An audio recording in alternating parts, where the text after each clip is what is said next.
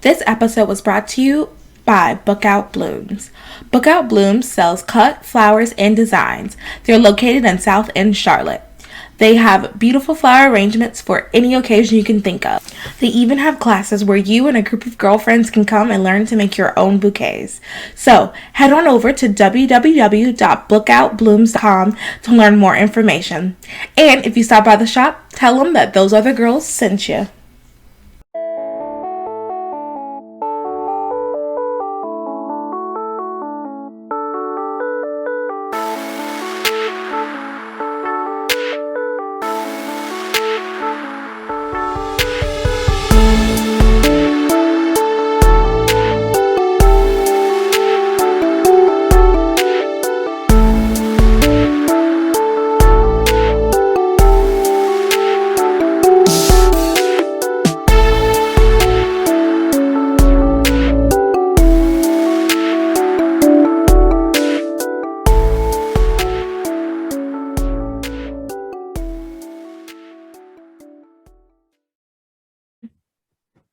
Hello, everyone. You're listening to Those Are the Girls with Mallory and Friends. I'm Mallory. I'm Victoria.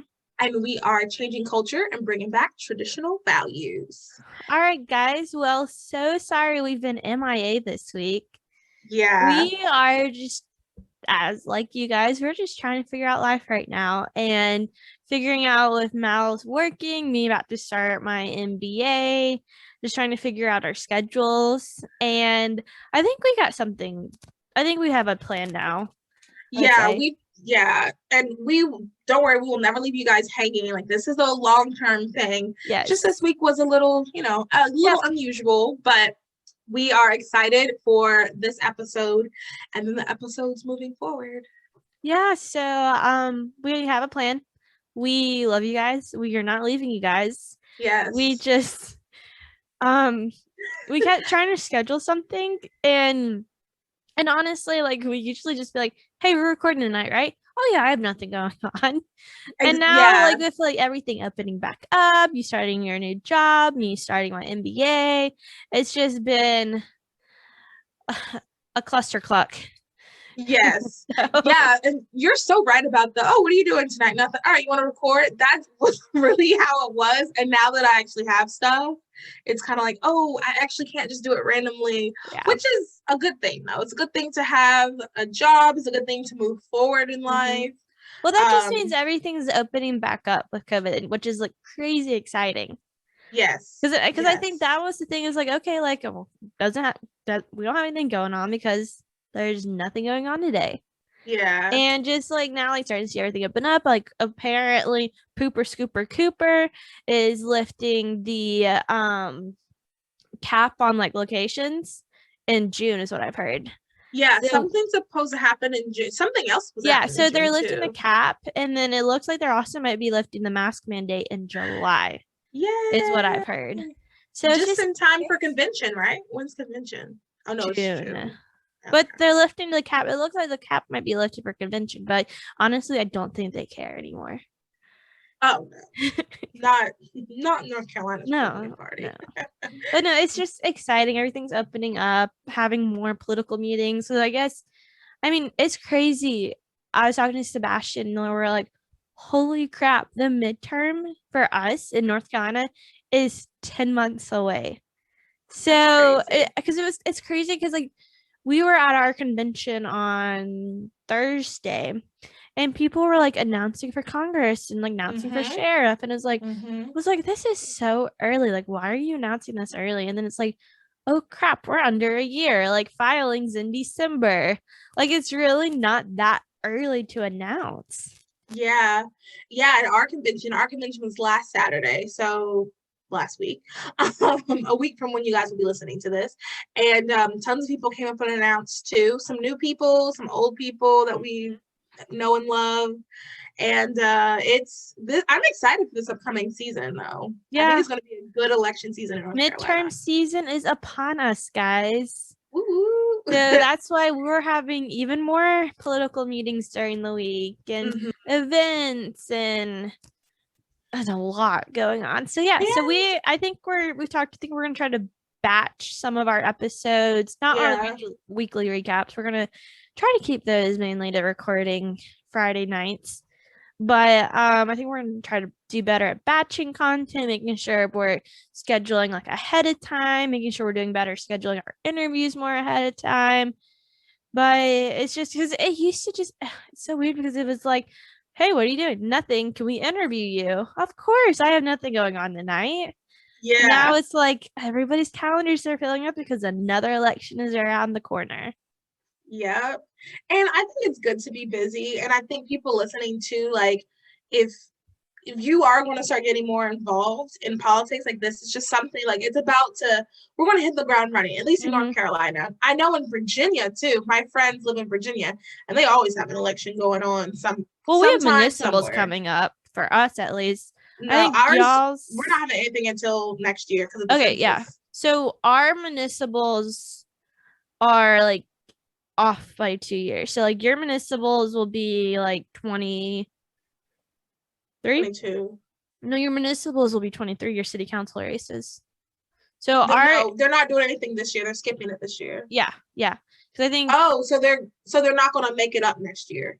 No, that's not how. So I know a lot of city council, which is interesting, North Carolina. So city council, you're elected for 4 years, where North Carolina Senate and North Carolina House are elected for 2, which is really interesting. But so Greensboro city council races are this year, but our next Greensboro city council races will be in 2025. Well, I know there's supposed to be elections this year, but they're pushing. I mean, yeah, this year, but they're pushing it back. Are they pushing it? Yeah, because of the census. Okay, well, okay. Okay, so technically they're supposed to be this year. Could be pushed back because of the census. That's not confirmed yet. I don't think that's confirmed. Oh, well. I think it depends on when they get the census data. Okay. Well. So. Okay. I think it's like they can get it. Yeah. So I think the census data, they can get it the latest September, but they could be getting it prior to that too. But it would be like at the latest September. So that's why they're saying we could be pushing back our city council races. Oh, I just assumed because of everything going on. I was just like, oh, I guess they're just not going to do it. Who knows? I'm not paid enough to know, so I'm actually not paid anything for my volunteering in Mecklenburg County. That's okay. I feel like we would be like how much volunteer hours we put in. It's like another full-time job. 110%. And what's so funny, we're talking about this. My brother, we were talking about like paid politicians and stuff like that. My brother was like, "That's how you know Mallory cares. She doesn't get paid anything." And I was like, "Yeah." So that's how you know I care. I don't get paid anything. But I guess you can also look at it like, okay, so like, in North Carolina, our state house and state senate only get paid like, I think it's like $17,000 a year. Yeah. And it's a full-time job. So that's how you know they care too, because it's definitely not in it for the money. Yeah. Because the money sucks. Yeah. And honestly, like, I care. That's why I'm doing it. Like, it's like a funny joke, but like, that's the reality. I care. Like, I really do want to help people, and I want to like move our country forward. So I do what needs to be done, and I do it with a smile on my face. Yep. Well, before we get in weekly recap, anything exciting happened this week for you? Anything? Oh, we had Mark Robinson at CMRW this week. That was super exciting. We had, for those listening, it is the wife of, it is the husband of Yolanda Robinson. I almost said we had Mark Robinson's wife, Yolanda, on our podcast. Yeah, I'm sorry. I'm kind of tired. Okay. Well, it's also crazy because this week, too, he went viral for his video of him speaking and for a hearing for Congress. It was a hearing for HR1, which is like the very liberal voting bill that they're trying to implement. And I think we have a video.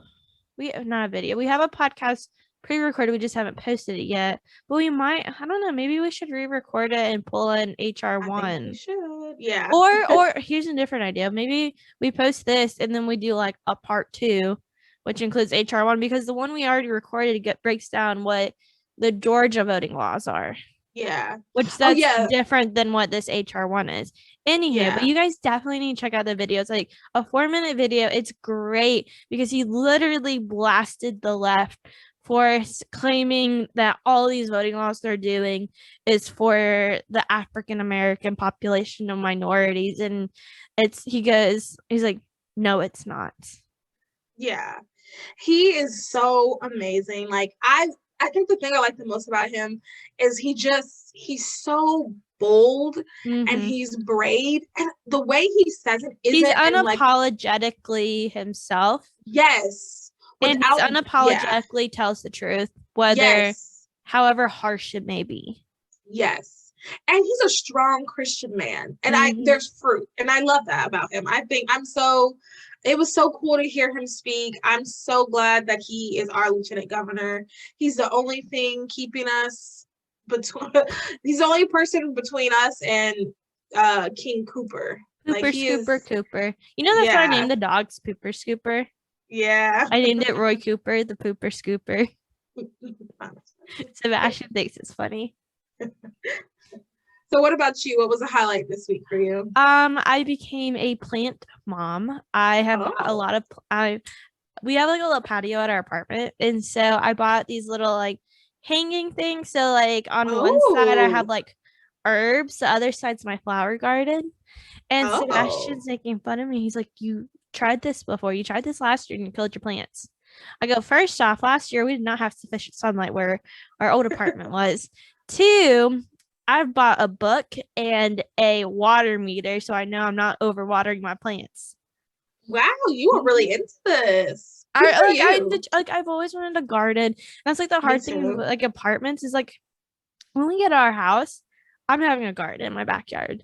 Like my grandparents have always had a garden. I've been wanting because my family has some farmland out in Caswell County that we've had since like the 1800s. Like that gets passed down.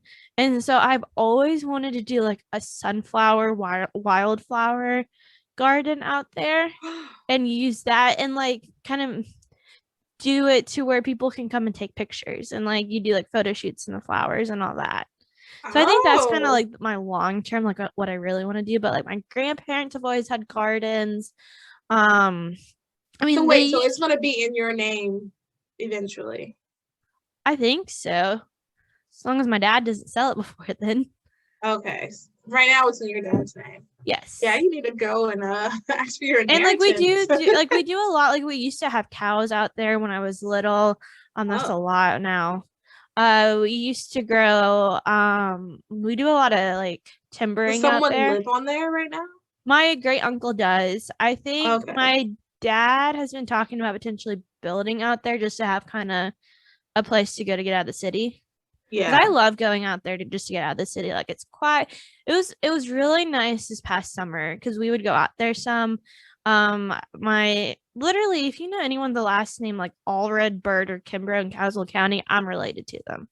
Oh, so we have a cousin out there that grows like blueberries.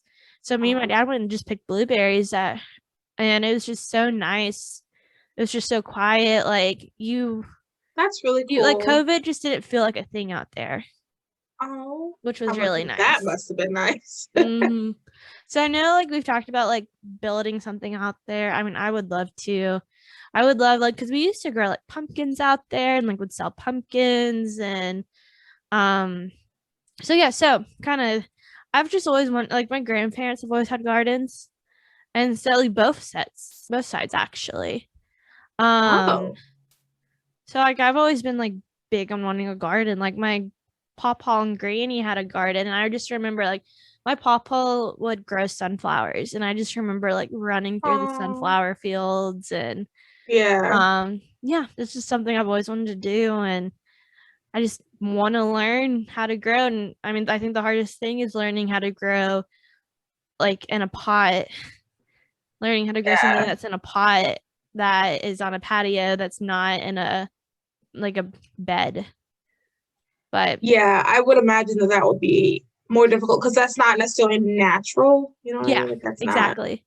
It's not natural. Yep. I want to have a garden too, really badly. Like I, in the perfect world, I wouldn't live like too into the country because that's just not my vibe. But I wouldn't mind living like, you know, like where Waxhaw is in like Weddington. Yeah. I wouldn't mind living in an area like that. So like not country, but like almost there. Yeah, and that's having kind a of how bunch it of is for land. us. Like, in like Guilford, like you can. It's kind of like if you live in like Summerfield, Oak Ridge, Pleasant Garden, like you can have some land. Pleasant Garden, that sounds such like a Yeah. cute little area. But I mean, our farm's about 45 minutes north, so it's really not that bad.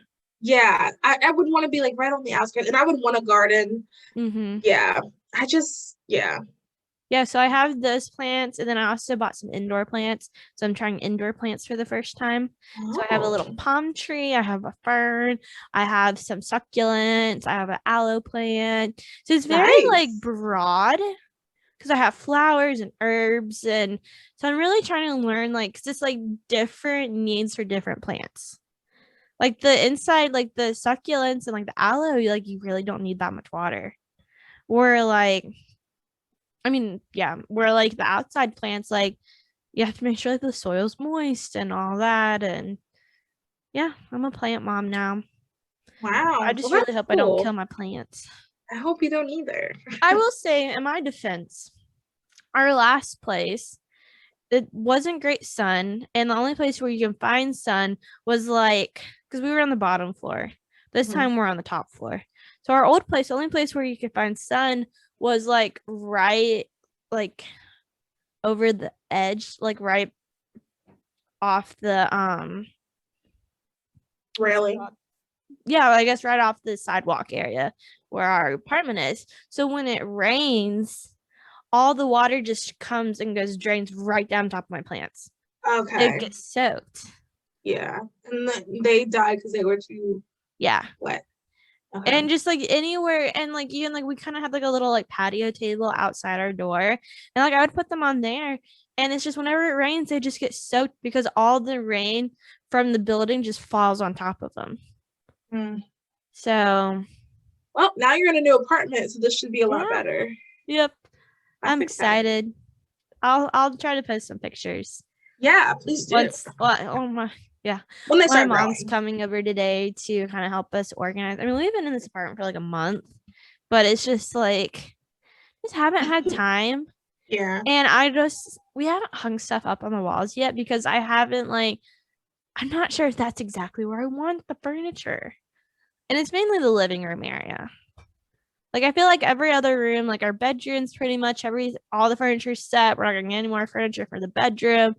My office, I think we're gonna your office. Yeah, I think we're gonna reorganize Sebastian's office. And I'll be honest, like my office and our bedroom is really the only two things that was like our top priority because I needed to make sure I had because like I would say my office for me was my top priority because I had to make sure my background and all was good, ready for work on Zoom calls. And all that. Yeah. So that's why like I focused first on my office because okay, so this side of my office behind me is kind of like my professional look. On the other side, like of my desk, that's like my workout area. So I need to make sure that like all of that was situated, and like we do have for the most part everything's put away. I will say we have everything's put away that needs to be put away. What we don't have put away is like our decorative stuff that we haven't found a place to put it yet. To be honest, you don't want to make that. I just don't want to make a commitment yet of putting a hole in the wall, and that's my issue. Sure. Yeah. That's why I'm having issues. So my mom's coming over today to help me because it's driving her crazy. I was like telling her we had a friend come over and he's like, yeah, like y'all haven't done too much since like the last time I've been here, which was like a month ago. And I had that comment to my mom, and my mom's like, oh, that would just drive me crazy. And this was like yesterday. I get a text from her this morning saying like, hey, you want me to come over to help you organize? She probably didn't sleep last night. She heard that, and her mom since she's probably lying awake. She's like, how could she live like that? I need to go organize. I need to help her out and organize. Yep, that's probably what happened. But yeah, so that's what's going on in my life. But are you ready to get into our top stories for this week? It's been, Let's I know do we it. said last week was a crazy week, and I feel like in some ways this week's just been crazier. Yeah, I feel like every week we say it's been a crazy week. The next week is like, let me show you. Hold my beer. Yeah, that's what I couldn't remember the saying. Yeah, the next was like, hold my beer. Because this week has been wild. All right, Yep. let's go. All right, so our first story is Iran is elected to sit on the UN's Commission for Women. So in Tuesday's vote, 43 of the 54 nations in the UN's Economic and Social Council elected Iran to the Commission on the Status of Women for a 4-year term beginning next year. The Commission is the UN's principal intergovernment body dedicated to the promotion of gender equity and the empowerment of women. Former UN Ambassador Nikki Haley tweeted, she tweeted this, women can't leave the country or work without permission. Tweeted this about Iran. Yeah. Women can't leave the country or work without permission. Girls can be married at 13. Husbands have legal authority over wives, and domestic violence is not criminalized. But for whatever reason, 43 out of 54 nations think that they should be on the Commission on the Status of Women. Yeah, I'm curious, and I'm wondering, and I'm just going to play devil's advocate real quick. Like, I can't believe they did this, but here's me playing devil's advocate. Are they trying to provide an alternative approach to how a different society lives? So we may look, and I'm devil's advocate here. We may look at Iran being not pro-female, but it's also they are heavily Muslim state, and they are pretty much, they follow the Quran like to a T, and like all their laws, their government, everything is based off the Quran. And so these laws are in the Quran, or not all of them, but like how they live is based out of the Quran. Yeah, it's based out of the Quran. Yeah. So is this just a different perspective to women empowerment? I don't know. You get what I'm saying? Like, I get what you're trying to say. Maybe like, because okay, so it's like, okay, in theory, so like say you put, I don't know, like you put a Democrat on a pro-life board to understand, I don't know. Part of me is like, okay, you're putting a Democrat on a pro-life board to understand, they have a different approach to something. So I get what you're trying to say, but okay, so you're trying to say like it's supposed to help women. They have a different perspective on what helps women, on what a woman's role should be compared to what a Western perspective of a woman's role should be. Yeah, and I guess so. And I guess for something like the UN, I guess that's fine, I guess, because it's supposed to be super inclusive. But in my head, like, I personally see the world as like black and white. That doesn't necessarily mean I'm perfect. I make mistakes. So do I. So I'm just playing devil's advocate. Yeah. Oh yeah. This isn't like at you. This is just like at the UN. I'm like tweeting at the UN. So like I'm mentally tweeting. They never hear it, but I'm mentally tweeting in my head. In my head, we still have 170 characters though. Right. So the thing,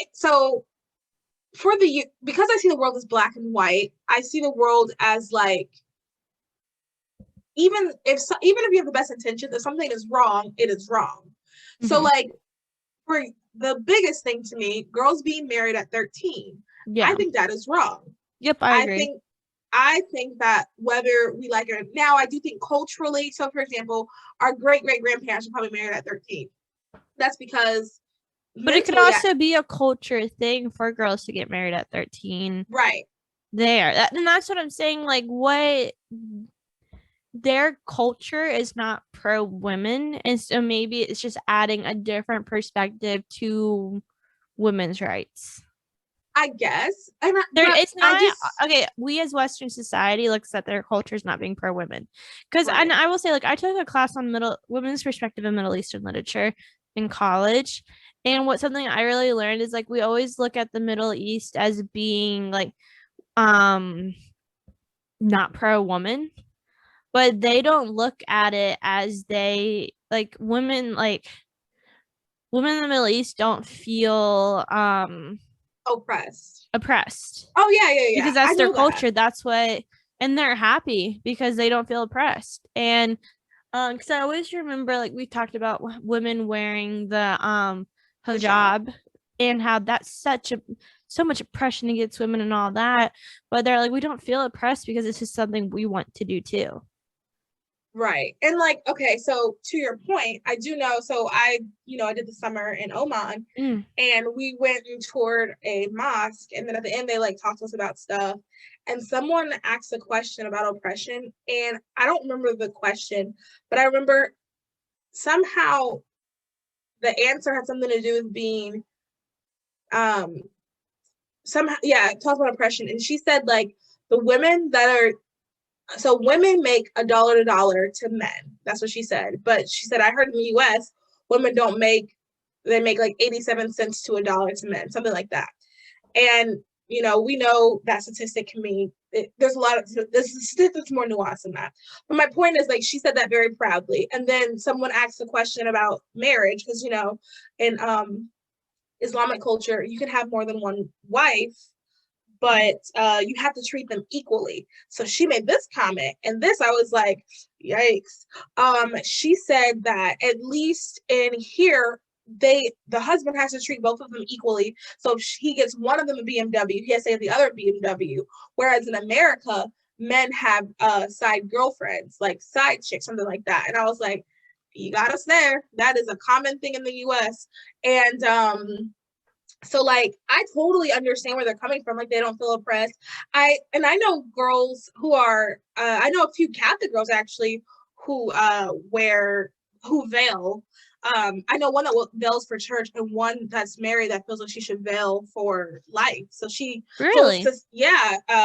to protect her husband, something like that. I forgot the whole thing. Maybe she can come on and talk about it one day. Because I've always wondered. Oops, crap. Sorry. I always wonder that because like I'm Catholic. I don't veil. I didn't even know about veiling really until I didn't know Christians veiled until I joined the Catholic Church. Yeah. So I would be interested. I would love to talk about that because I have no idea why. So Melanie I only veils see it in too. like some women, and I think it's a Yeah. lot of It's becoming more popular. and I think a lot of it is like coming more from like the Hispanic Catholic population. I see a lot more Hispanic Catholics veiling. That's a good point because I'm thinking out of the so I know so yeah, the person I'm thinking of, well, the person I'm thinking of that does it all the time is white, but the other person, and Melanie, so I actually know 3 people that do it, that are Catholic, and Melanie and the other person, they are both Latina, Spanish. Yeah, but like anyway, so all that to say, like I totally understand like where they're coming from. I think Culturally, it says in the Old Testament, is that right? probably to To cover. veil, like women should cover their heads. Well, I think in the Old No, that's Testament, New it's like some Testament. Bible verse where women should shave their heads and cover if they Okay. are like a sinner. Like I think that's was No, it's to protect. You're not supposed to be flashy. Let me keep talking. I'm gonna look it what up real was quick. it? Bible. Yeah, so there's like a Bible verse. I thought it was like Women. women who are sinners. They what was it? Or maybe women who were sinners would veil their head. I don't know. Um. I'm not really sure. I remember reading this somewhere and it's driving me crazy. I think Okay, so it Mallory's gonna look it up. says, for if a woman does not cover her head, she might as well shave. She might as well have her hair cut off. But it is a disgrace for a woman to have her hair cut off for her hair. That's not what we're looking for. But I think that's what I was thinking of. Oh, So it okay. was like okay, so because I think I remember like in like Old Testament days, if you were like a Gentile or like a prostitute, they would shave their heads to show like a symbol of them being like um dirty. It's kind of the best way to put it. Oh, And okay. so Maybe. I feel like That's right, but I don't. Yeah, I thought I remember that. But so I think that's where I thought it was like women would shave their heads and then like cover it, but no, that's not right. So I think I don't know. Who knows? Yeah, I think it's just a secondary issue. And like, if God convicts you, God convicts you. I know Melanie feels convicted about it, so she does it. But anyway, so back to what I was saying. So my point being, like, I understand that there are things culturally, sure, but like, I do think there are some things that are wrong. Like, no, for best example, I don't know why I used the legal married thing. I should have used this one. Domestic violence is not criminalized. Domestic violence is, I don't care how culturally something is, that's wrong. That is wrong, wrong, wrong. So I don't think someone who doesn't see the value of that, someone who doesn't understand why domestic violence is terrible, I don't think they should be in charge of trying to help women. Like, yeah, there's some things that are culturally, because I mean, like the lady said, she made a very good point. At least the husband gives both of them a BMW. And instead of in America, I mean, the divorce rate in America is 50%. And Christians as well. That's another side fact. Christians get divorced just as much as non-Christians. So like, and people cheating, I honestly, other than myself and like maybe one other person, I don't know anybody else in our generation that has never cheated before. So like, I mean, that's a fact. Like, she had a very good point. So I'm not saying that the culture is doomed. I'm not saying that at all. I'm just saying, like, there are just certain things that I don't think they have a right to speak on. Okay.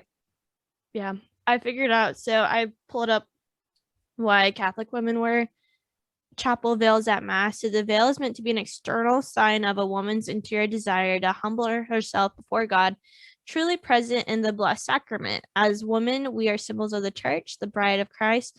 And as a priest once said, the veil is meant to be a visible reminder of the perfect submission of the church to the loving rule of Christ.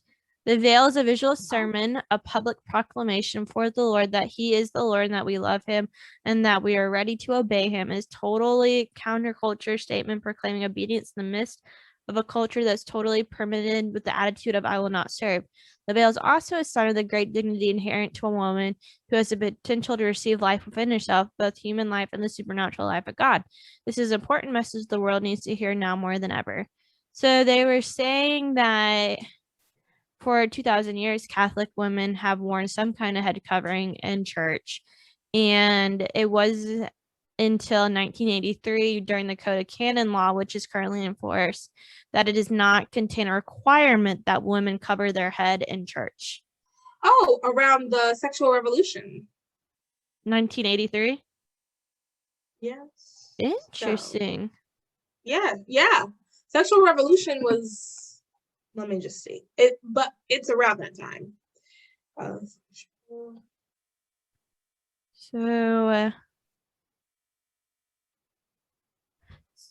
So it says why men don't wear veils. So in 1 Corinthians 11:7, St. Paul says a man, on the other hand, should not cover his head. Pause for 2 seconds. It was through the 60s and through the 80s. The sexual revolution, they decided. Interesting. All right, keep going. Okay, so 1 Corinthians 11:7, St. Paul says, a man, on the other hand, should not cover his head because he is the image and glory of God, but woman is the glory of man. Interesting. Throughout the Bible, nuptial imagery is used to represent the love of God.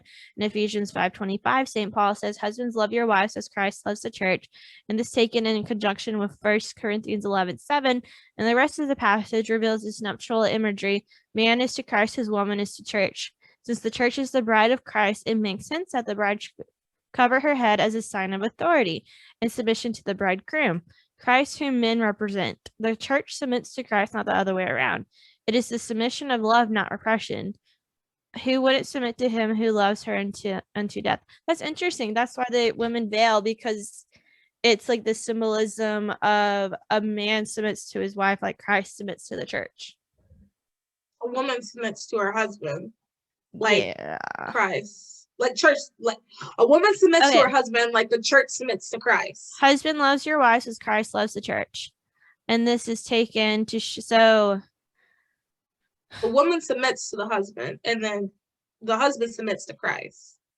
Yeah, so it says Christ is woman. Since the church is the bride of Christ, it makes sense that the bride should be cover her head as a sign of authority in submission to the bridegroom Christ, whom men represent. Interesting. So it still goes back to the man. Something like that. Which once again, oh, you said you don't like that. Which I said something. I said something like that. I'm still not. I still don't quite understand it.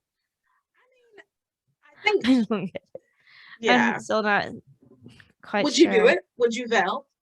I know that if you're married, you're definitely not supposed to, but like it makes more sense if you're married. Yeah, maybe. If I and that's this thing too, is like I didn't grow up Catholic. I didn't grow up in a Catholic family. I became Catholic after meeting my husband. And so, I mean, if I learn about it and feel like that's the right thing to do, then yeah, I would. But I don't know anything about it. Okay. But apparently millennial Catholics are readopting the traditional chapel veil. So pretty though. I know. I kind of want to. Just because that's how I know I'm not supposed to do it, because I see it, I'm like, that's so pretty, and I know that's not the heart posture you're supposed to have. No. Well, that's what I'm saying. Like, it's just so pretty, like the lacy veil. I know. My friends post pictures, and I'm like, oh, I want one.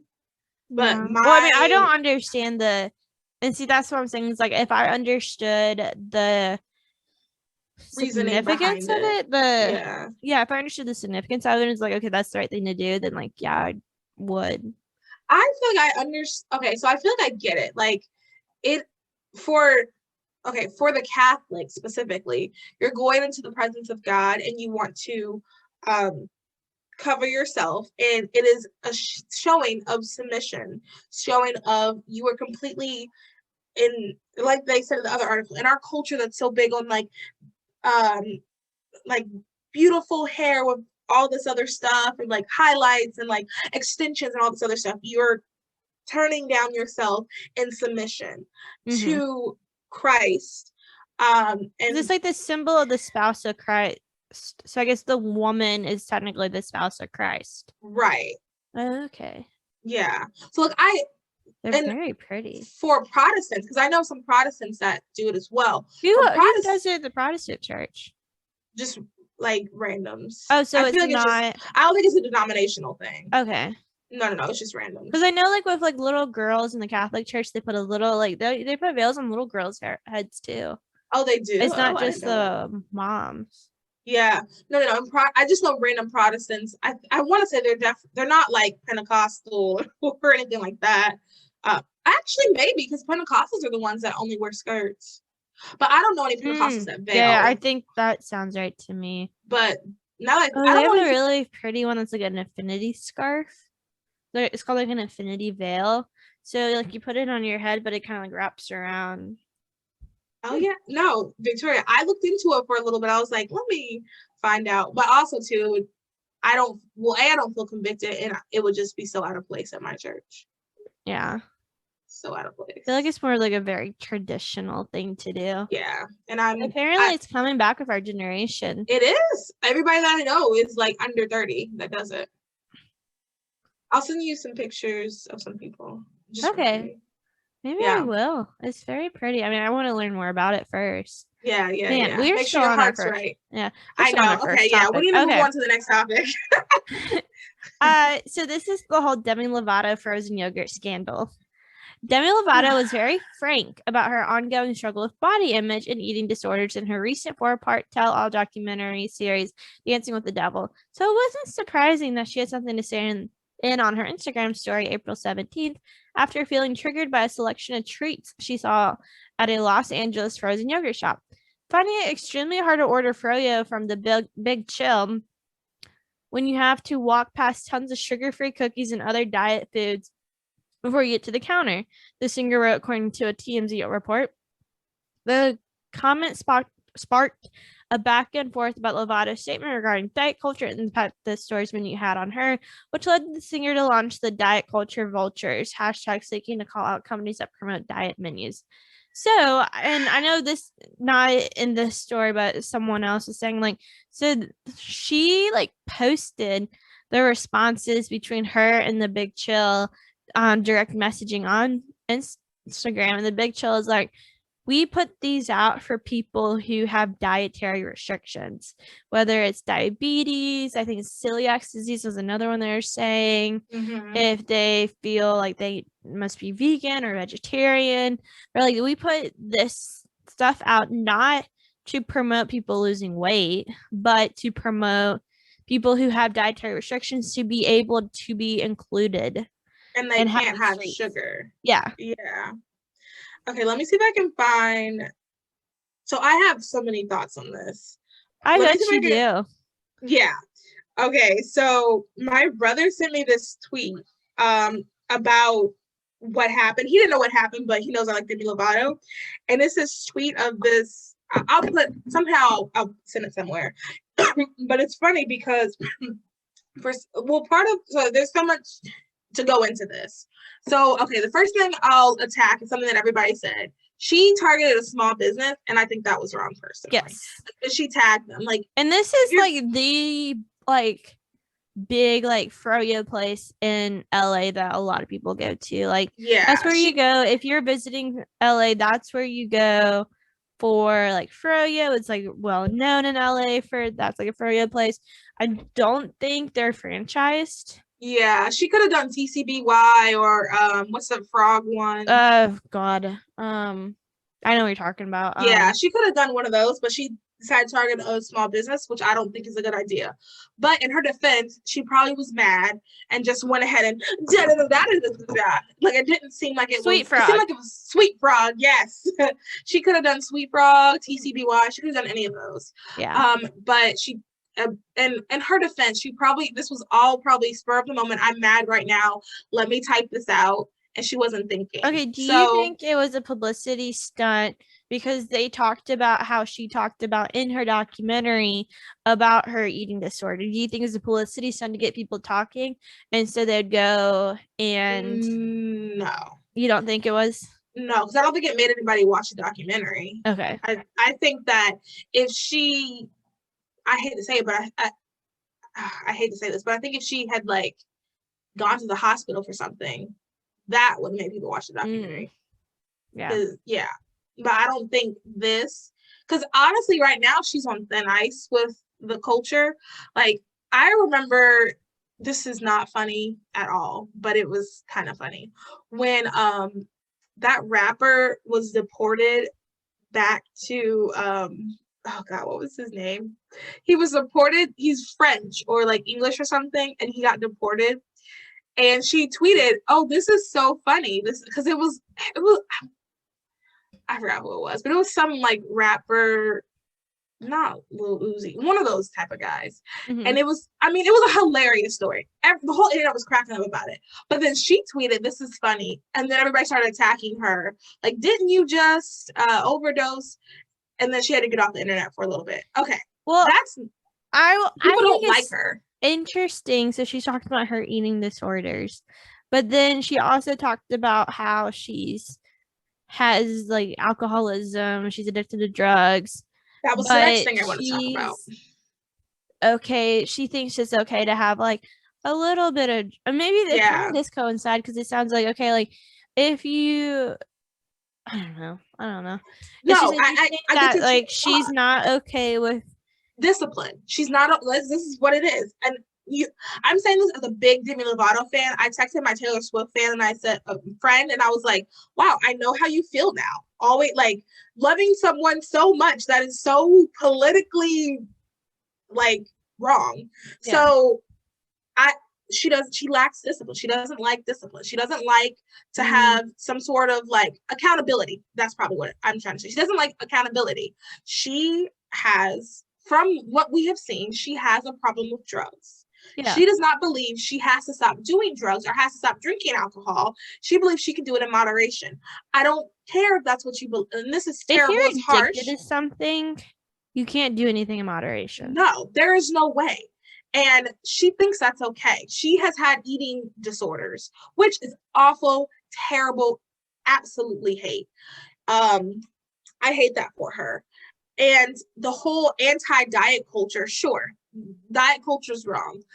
But, for example, it's not wrong to get a sugar-free cookie. If you are, if, for your health, if you are at an unhealthy weight, if you're unhealthy and you want to have a sugar cookie, it is better to have a sugar-free cookie. Yeah. You know what well, I mean? Like, I'll say my grandmother had diabetes and she loved sweets. And so we found alternatives for her to be able to have cookies and have sweet tea and have ice cream and all that. My friends that's diabetic, every party we have, we always have Diet Coke, diet something for them.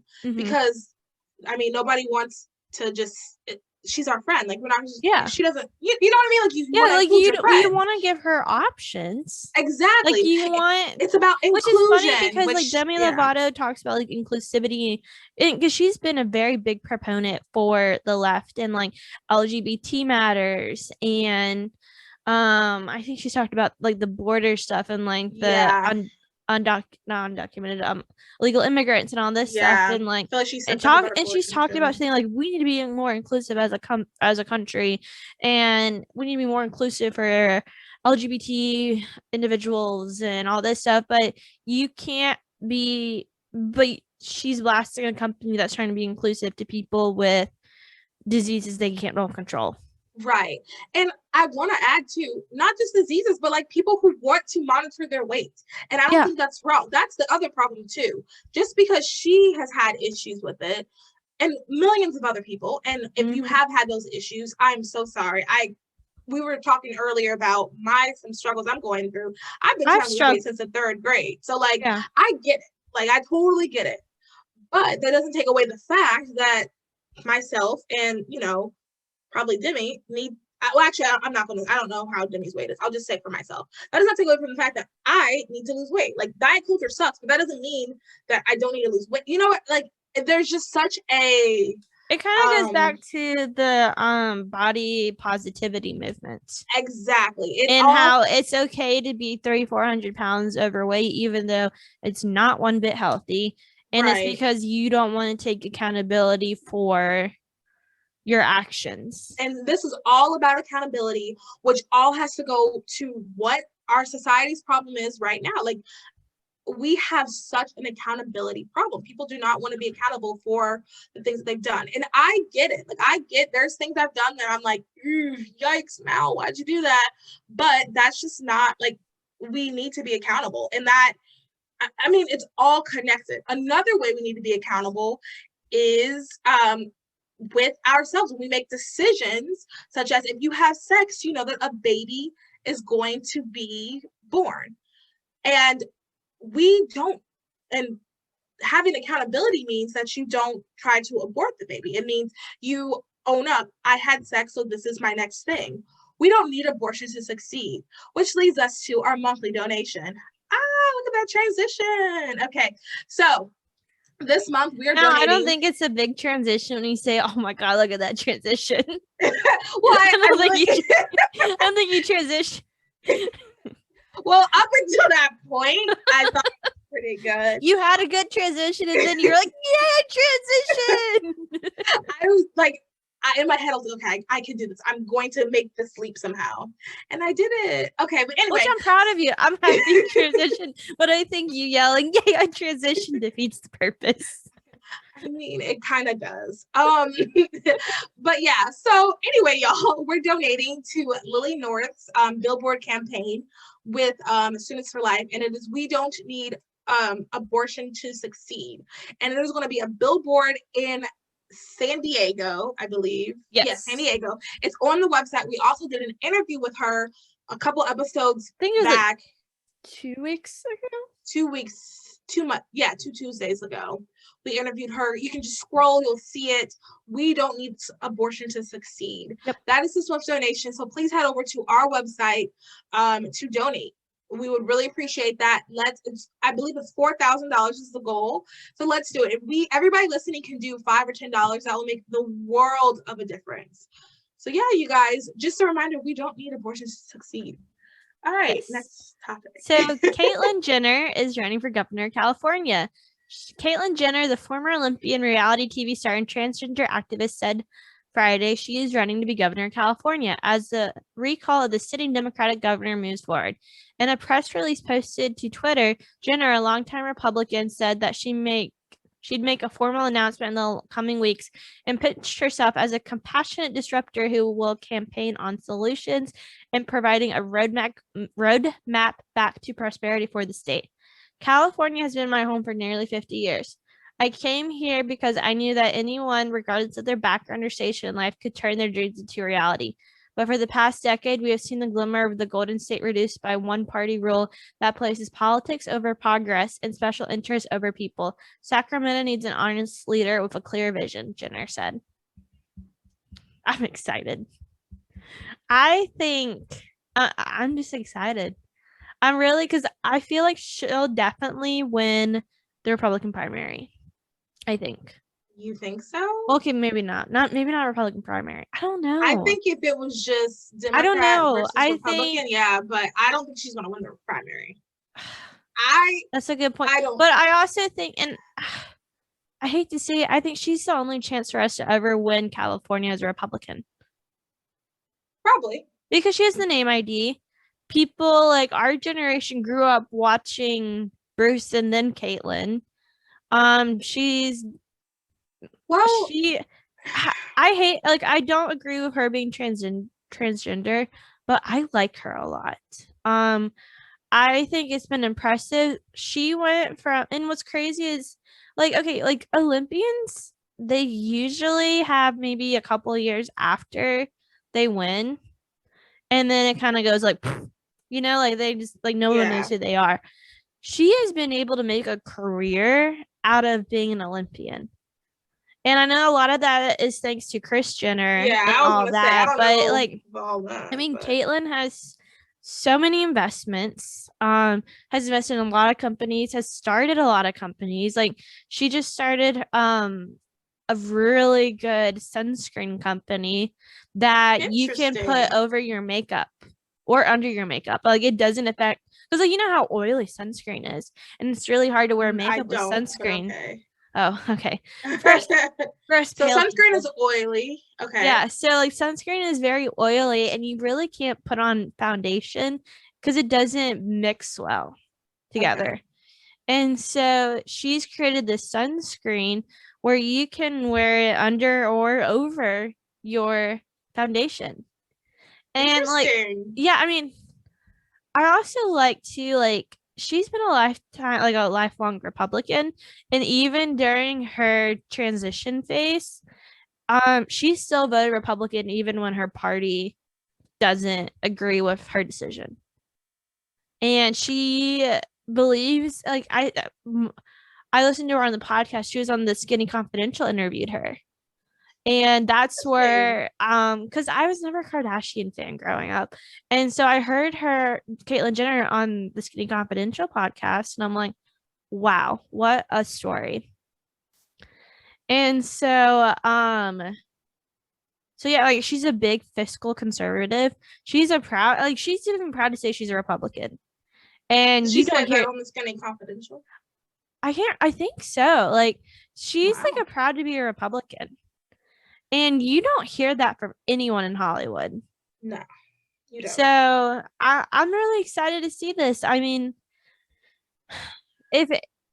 honestly, I think she's our only chance to ever have another Republican governor in California and have another Republican win statewide in California.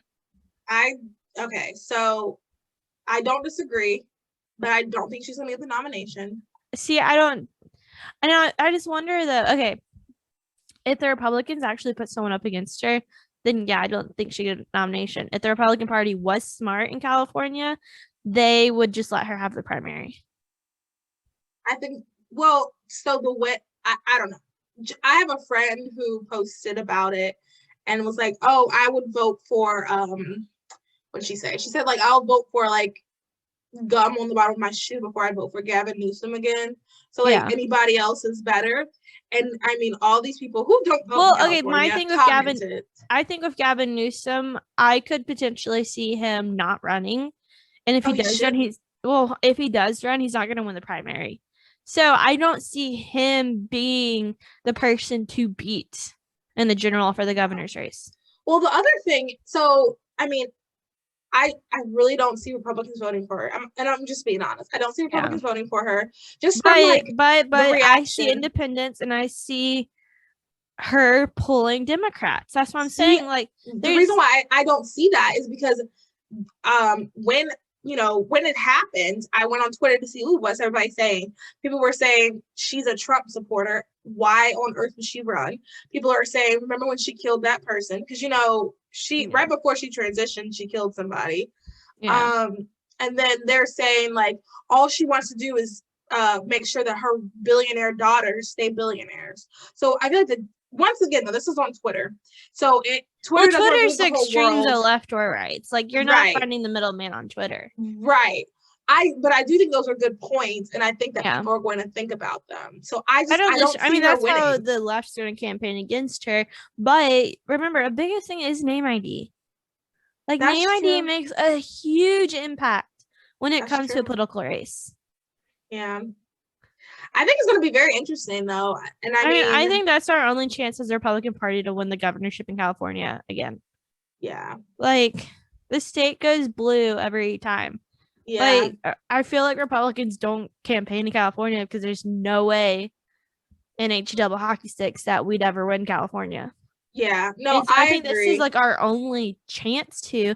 And honestly, she may bring out new voters. She may be that person, that Republican that people are like, you know what, if Caitlyn Jenner can still say she's a Republican, I can come out and say I'm a Republican. Yeah. No, I don't disagree. I know that like a lot of times, like, I feel like, and this is the dichotomy of our party right now anyway, but I know a lot of people are rejecting the progressive social issues. Yes. Well, that's it. But Jenner's not a progressive socialist. I also wonder, because I feel like you're thinking from perspective of a North Carolina Republican. Oh, fair. You're not thinking of the perspective of a California Republican. Okay, your far rights in California are pretty much already gone out of the state. So you are more of a moderate Republican, I feel. In my opinion, I think you're a more moderate Republican in California. Now, if there's anyone in California that wants to comment, you can come on and we can talk about this. But that's my or you can send us a message because I'm honestly curious. Like, yeah, but there's a difference between being a Republican in the Bible Belt versus being a Republican in California. Yeah. And I know one of the things, and I want to be careful how I say this, not because like I just want to be careful how I say this. I know one of the things that Bryson Gray, which I know a lot of people love him or hate him, he made the comment about like, and I mean, well, he lives in North Carolina too. So and he lives in that one, but like his thing was, pushing back on social. I don't know what I'm trying to say. I don't know. Pushing back on progressive, being socially progressive.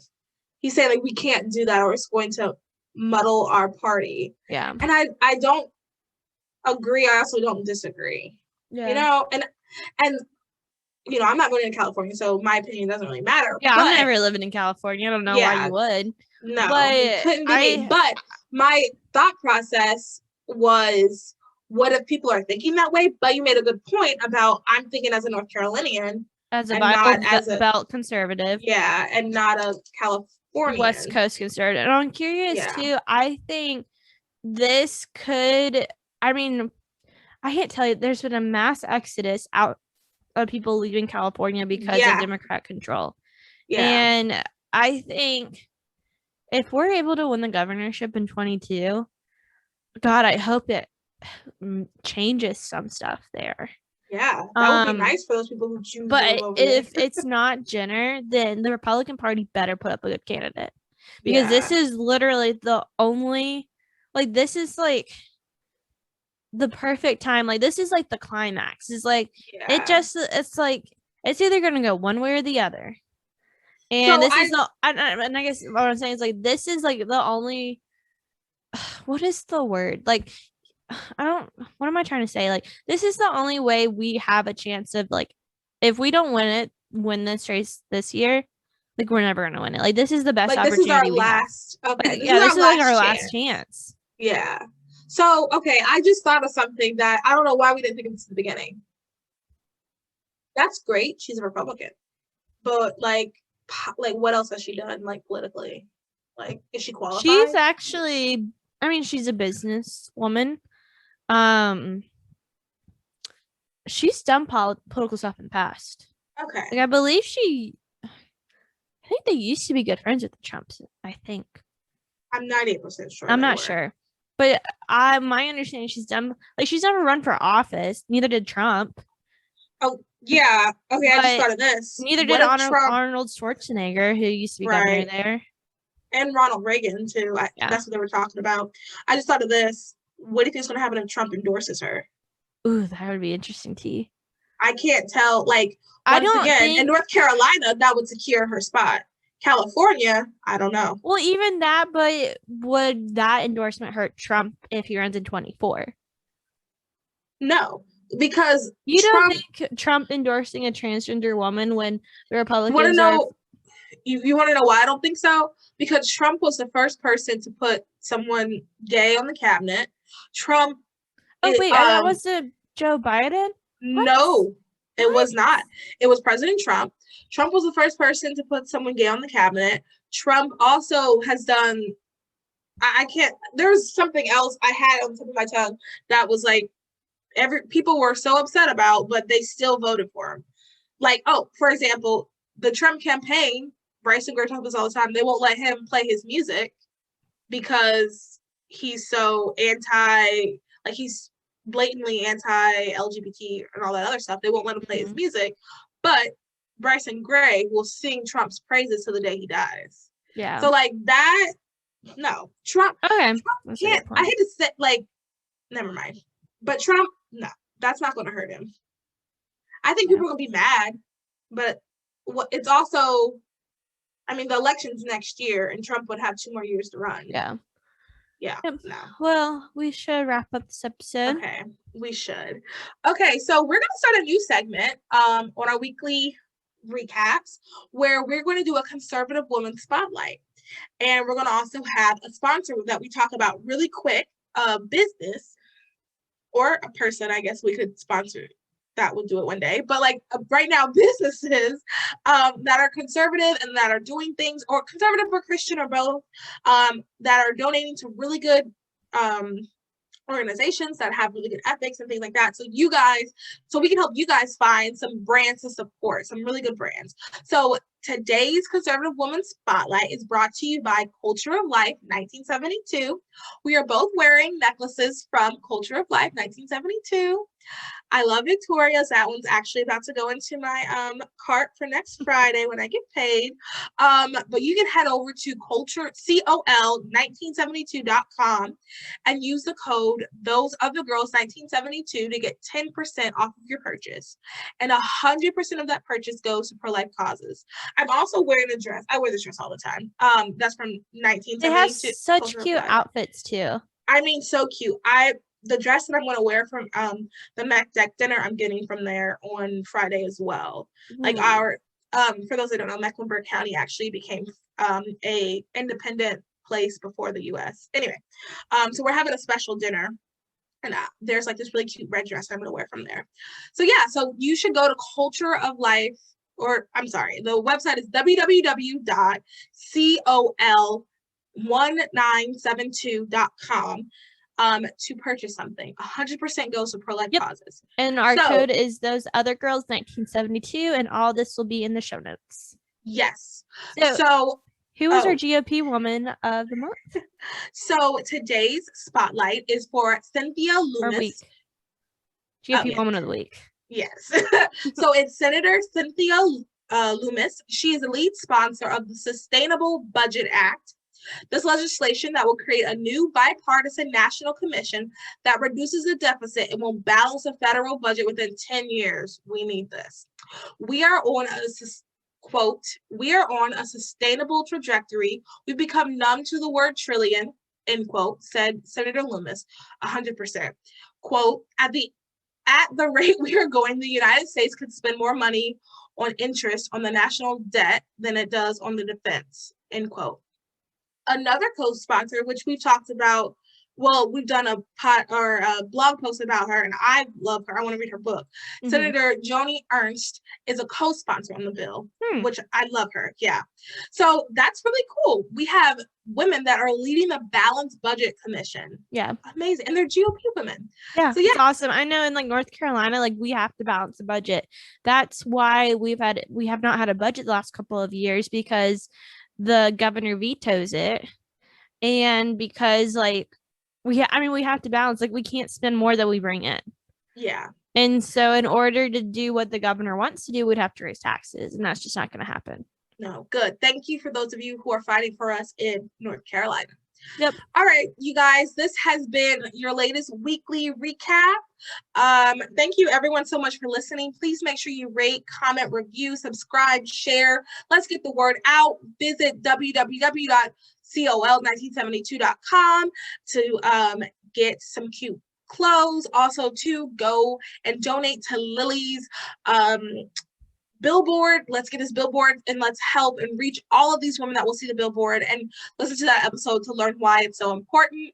So yeah, you guys, thanks everybody for watching. Bye. Bye, guys.